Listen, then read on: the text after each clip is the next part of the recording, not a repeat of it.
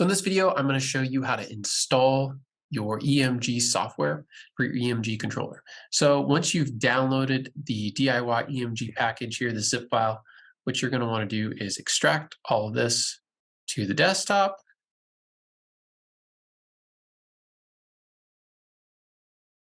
And once that finishes up, you can come over here, open up your DIY EMG package, and you're going to go into this folder, DIY EMG Windows. And here's the program that we want to open.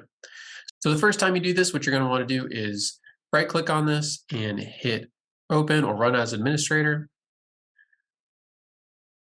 One thing you'll notice is when you open this the first time, you're going to get this message. And what you want to do is hit more info, which allows you to hit run anyways. And you are now ready to go. Your EMG software is installed. And in the next video, I'm going to show you how you can use this user interface. Now, when you go to open it on Windows 11 with certain high resolution machines, you may come across this issue where you see the scaling of the text is not quite correct.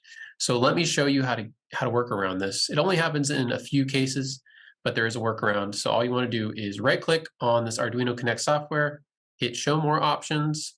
Then you're going to want to go to properties, compatibility, change high DPI settings.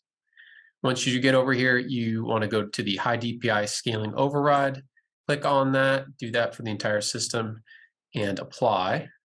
Now, when you go back to open the Arduino Connect program,